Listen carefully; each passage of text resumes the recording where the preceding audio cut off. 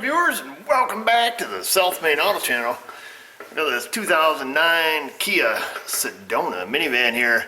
Money lights on. We need to figure out what's up. I pulled the codes out of it. I see it has an EVAP code, either a small leak or a very small leak. So we're going to see if we can't track that down. I'll show you guys where we're at. So we got a P0456 history code at this point. EVAP, very small leak. So see if we can't find it. Alright, so I went ahead and removed the engine cover, so now we've got to get to the canister purge solenoid so we can hook up our smoke machine. This does not have, you know, your standard smoke test port. Purge solenoid lives right here. It's got a little clamp on it. I don't know if I can get to these pliers or not. Oh, I get some, grab some needle nose here. See if we can't pop this clamp off. Let's see if we can wiggle this hose off. Now, if you ever get a EVAP leak of any sort, don't touch the gas cap, at least until you test it. You go back there and touch it. Now, you may not know why you can't find the leak for real, and then you got to wonder. So these vehicles, these Sedonas, are notorious for having rust around the top of the filler neck. Let's see if I can get this stinking hose off here. Stuck on there pretty good. But I don't want to go checking until we can, you know, perhaps isolate that as the problem. There we go, got that off. Before we get too far, I'm going to check to see if this purge solenoid's leaking, because that can cause a small EVAP leak. So I'll just throw a vacuum gauge on there, we'll start it up, we'll let it run for a bit, make sure it's not building vacuum. Of course, we'll unplug it, and we'll take it from there.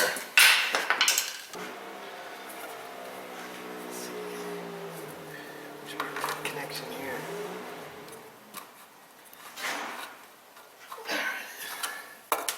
Should be good, I think. Go ahead and start it up. We just want to make sure it doesn't have any leak whatsoever. If it starts, you know, going up in vacuum, I'll unplug it. But looking like we're in good shape for right now. I usually give it a minute or so just to be on the safe side. Pretty tricky. Oh, yeah, see how it just popped up. So we'll have to unplug it and leave the vacuum off. Whoa! Hook it back up just to be sure. I doubt that we have any leak, but it's always the quickest little test you can do. Alright, give that a few minutes. Our purge is not leaking. Definitely appears to be working there when it kicked on. So what we will do at this point is we'll hook up our smoke machine. We've used this in other videos. This is OTC's newest leak tamer. Been really happy with this thing ever since my old leak tamer bit the dust. Let's see, we'll hang her up here, make sure the hood shocks can hold it. Keep that there. Get her hooked up to the battery, we'll throw a hose on it. And then we'll hook it right into that purge line. We'll use our scan tool to shut the canister vent valve, which it should do on this car. I'm trying to remember, I just did one of these. Oh gosh, it was probably a couple months ago. One of these came in. Same, it was a year newer, it was a 2010 Sedona 3.5, it's actually the same color. And that one had a really small crack in the charcoal canister. Something I'd never seen before. It's just random, it was right in the face of the canister. This thing makes so much smoke. So we'll stick that in there. But I guess what I was starting to say is I was trying to remember if when we go under our bidirectional controls, if when we close the canister vent valve, if it stays closed or if it toggles it. For some reason I was thinking it toggles it.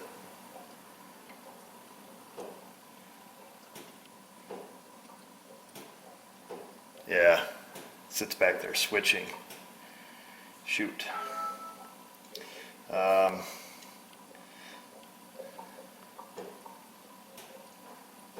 I don't know if you guys can hear, but it sits back there switching. So we're gonna have to go down there and block it off manually, or we can block it off electrically.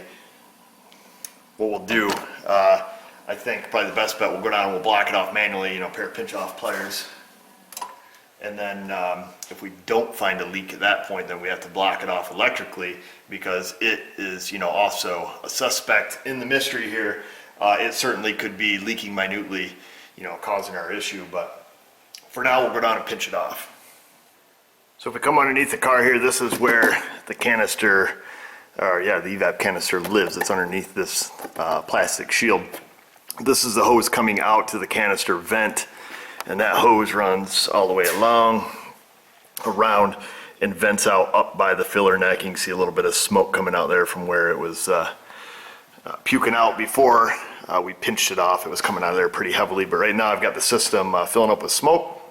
And we'll look at our flow gauge and see what it tells us.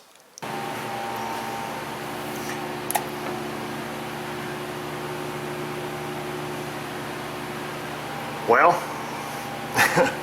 our flow ball is all the way at the bottom, indicating there is no leak. However, I just want to see something. Hang on, I'll get you in here. How much fuel do you need? Oh man, this sucker is full to the top. So that means we're not going to have any smoke in our filler neck area.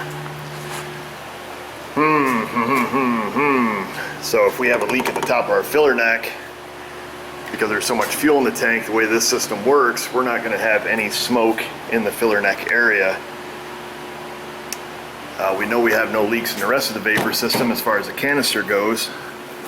I wonder if we can come in here. Sorry for the shaky camera, folks. I just wanted to hit the fuel door opener. At this point, I can justify touching it. Like I said, I've seen a lot of these with this. The classic rust around the filler neck. Cap feels pretty weak too. Yeah, if you push in on it, it locks good. It definitely has large amounts of the crusties around the top of the filler neck. The majority of the time, that's where these Sedona minivans are leaking. These and Buicks, but like I said, cap feels super weak. Unless you push in on it. Well, I'm going to take a quick peek under it. I don't think we can isolate the fuel filler neck with that much fuel in it. Yeah, unfortunately, because of the position of the filler neck on this style system, there is no way we could do this without making a mess. And we're not going to do that simply because this tank is humongous and it is full right to the very top. Well, you win some and you lose some. All we can do, or what we can say, at least at this point, is we know up until the charcoal canister and the vent valve. Now this tube doesn't matter because this just goes up to a filter where it vents out by the filler neck. We know everything from here, forward to the engine is good, including the purge solenoid.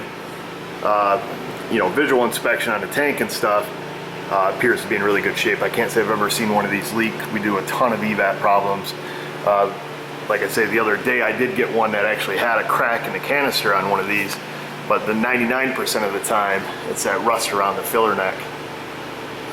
So I will leave the option up to the customer at this point. That's just how it goes sometimes, people. I did speak with the customer. We are willing to take the gamble. I hate not being 199% sure on my diagnosis.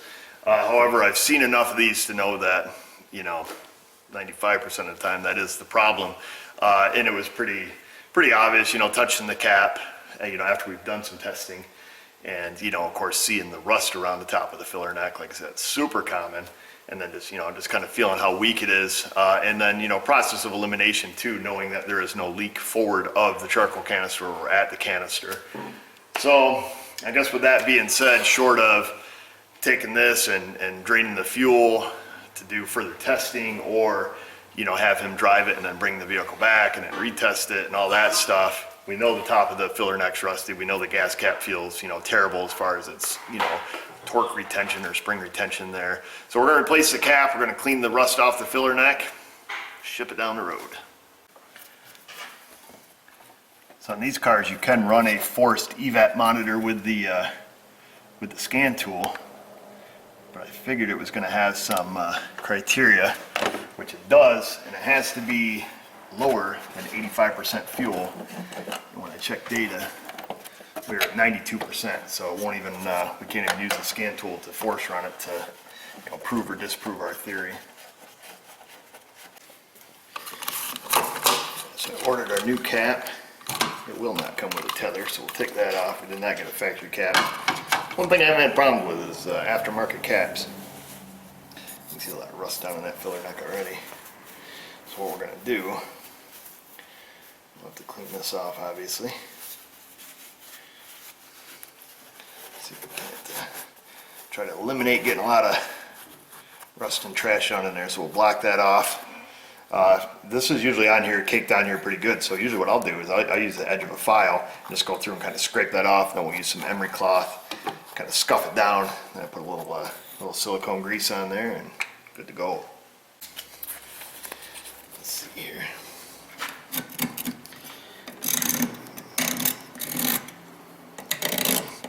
And usually it prevents this code from returning.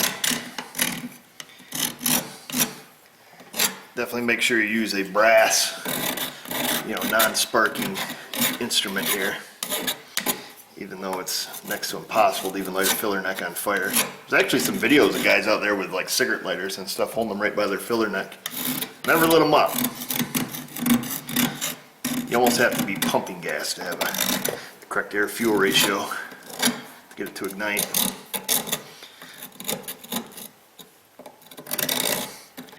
So that's the big thing. Got to scrape off all the big chunks first. And I just use a piece of emery cloth.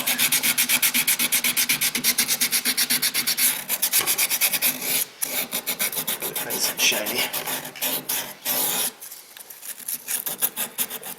Like I say, we see this a lot on Buicks too, like the Sabres and Park Avenues. If they come in with small EVAP leaks, the majority of the time it's just rust around the top of the filler neck. This is probably very geographically specific, because I'm pretty sure there's probably nobody down in Georgia cleaning the rust off their filler neck.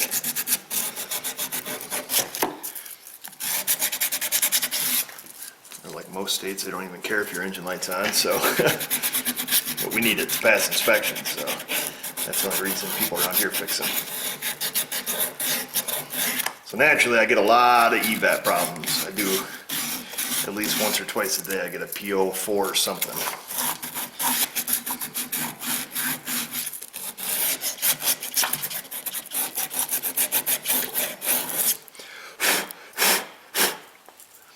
Alright, looks good to me. And once you get her shiny, I'll put a little bit of Sil Glide on there. Just a silicone paste. You can probably use brake caliper grease. Anything that's not going to affect the rubber seal on the gas cap. I just put this around here, kind of keep it from inhibit the corrosion a little bit. And usually what I'll do at this point, I just make the customer aware of, obviously this guy already knows, but make them aware of what we did and what to keep an eye on. And they can, around here we pump our own gas, so if he sees this, starting to dry up, or looks like it's starting to corrode a little bit, they can kind of be proactive in stopping that on the next go round.